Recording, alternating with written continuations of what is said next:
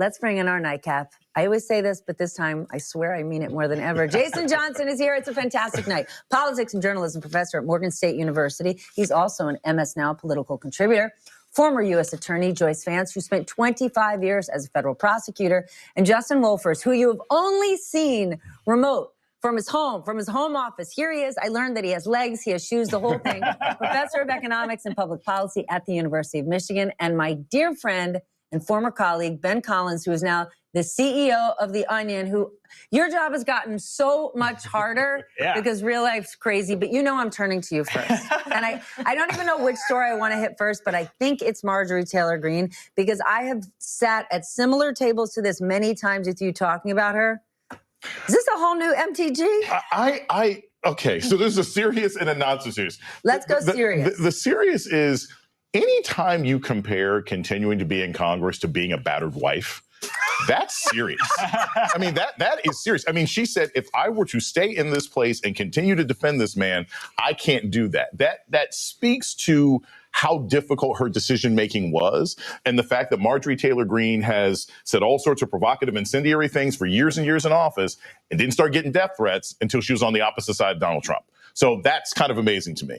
Less serious side, maybe the final straw was seeing him yuck it up with a Democratic socialist. I don't know. Maybe she just, or is she going to run for John Ossoff's seat? Or is she going to run for governor? She has no chance of beating John Ossoff. That seat would have been in Republican hands if Brian Kemp had decided he was going to keep running. When Brian Kemp dropped out of the race, I think John Ossoff's going to pull it off. I don't buy the Senate conspiracy theory with Marjorie Taylor Greene. I think this really is sort of an ideological and political break with Trump. How do you think Trump is going to handle this MTG news? He doesn't like being the one broken up with. Oh, of course not. I think, guys, there's some key jangling going on by Marjorie Taylor Greene. I think we have to get some object permanence on what kind of person she is. I think we gotta take a step back about what she is. This woman in her exit statement said there's no plan to save the world from Donald Trump. That's like a QAnon reference. Like, this woman is going even further right. I think a lot of people want her, because she's breaking with Trump, to, rationalize this by saying, oh, maybe she's seen God. Maybe she read a book or something.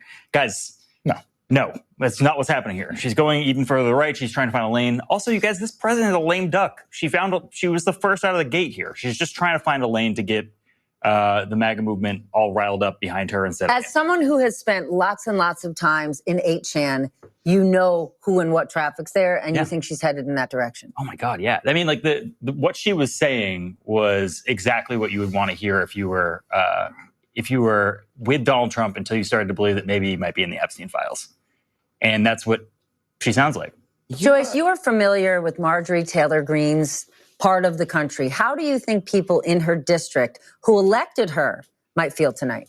That's her sweet district to you, Steph, right? She said there's her sweet district. So look, she just watched a couple of weeks ago in Georgia, 2 Republicans on the PSC lose their positions.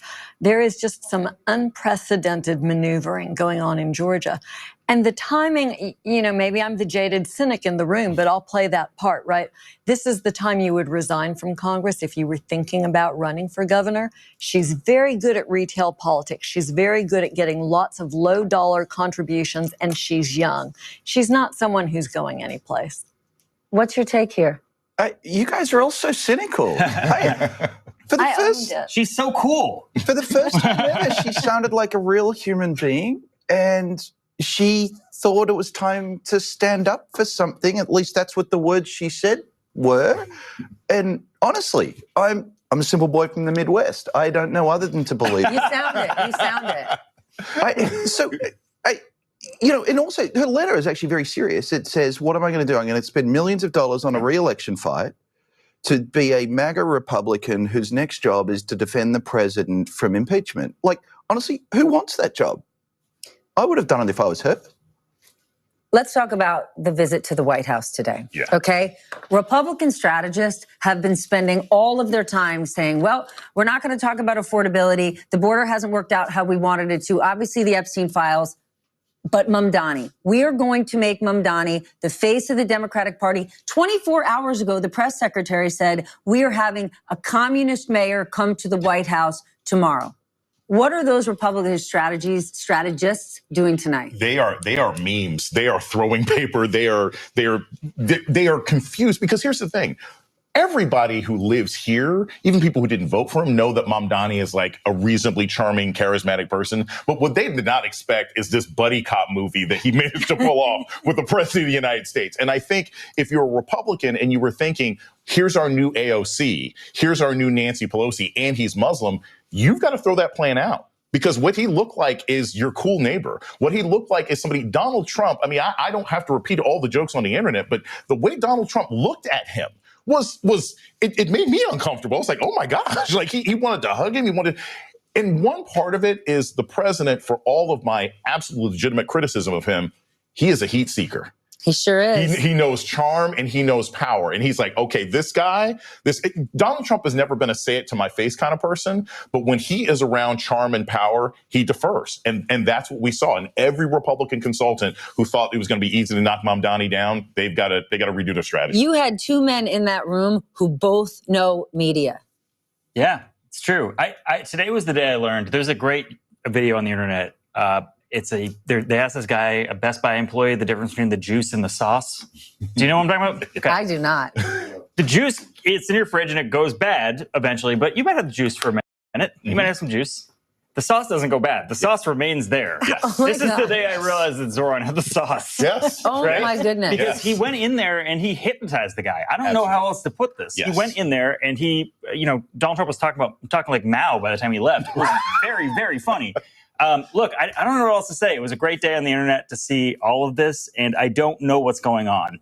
Like, I'm just going to be real with you. I don't know what happened in there. I would love the retelling and the documentary about this in 3 years, but I'm taking it.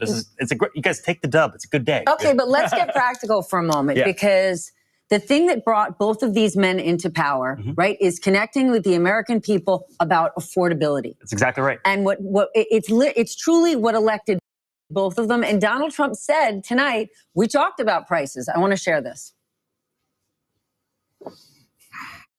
We talked about some things in very strong common, like housing and getting housing built, and food and prices, and the price of oil is coming way down. Anything I do is going to be good for New York. If I can get prices down, it's good for New York. And we've got them down, way down from last year. Even if it's for show, was this the right move for President Trump? Because again, 1 week ago in that Oval Office, he said, I don't want to hear about affordability anymore. I don't want to talk about it. Is he seeing how much Mamdani connected with the American people on this issue? And even if it's just on its face, saying, I better get on this train before the headlines tonight are, Trump's got a golden blazoned Oval Office and a 90,000 square foot East Wing being built, and the guy who cares about everyday Americans is the real winner. There's no question that he's been told to talk about affordability. There's no question he hasn't liked talking about affordability. The only thing that was extraordinary today was he talked about it without lying about it. So, there's the yapping going on there. The other thing I thought was just lovely, I've never seen two New Yorkers agree before. So that was nice. And then I also like the touching, like men should touch more, and in a comfortable way. Yeah, of course. Yeah. I feel very comfortable. Yeah. All right. New topic. No more. I have a new topic. Donald Trump is pressuring Ukraine's President Zelensky to accept his proposal on this peace deal with Russia. Okay, by Thanksgiving, the plan includes basically not all the Russian demands, but like a whole lot of them, like Ukraine giving up a lot of territory they haven't even lost yet. We're already seeing some Republicans come out against this. What is your take on this? It's not going to happen, and it's not going to be enforced. This is what makes it so crazy. So I've done a lot of research on this and want some sort of foreign analysis one way or another. Not only does this sound like a Kremlin wish list, right? But a lot of the things that these demands are already in there. Ukraine is already not in NATO, right? They're not going to join NATO. Some of the defense things that they're asking for already exist. Like, it is a silly list. Also, Thanksgiving means nothing to Zelensky. Like, that date doesn't have any particular meaning for him one way or another. I don't think that anything is going to happen that Trump threatened. And what's key, and we understand this about the great negotiator that the president is, he said, yes, Thanksgiving is the deadline, but if we're making progress, we'll continue to talk about it. Same thing we've heard post-Liberation Day with all the trade negotiations. Exactly. He's going to fold. He mentioned in that soundbite for a second oil prices, but Treasury Secretary Scott Bessent took it one further. He actually sees Trump's foreign policy or foreign chaos as a way to possibly help with rising prices. And I want to share how he explained it. I think there's a very, very good chance that if something happens with Russia, Ukraine, if something happens down in Venezuela, that we could really see oil prices go down even more.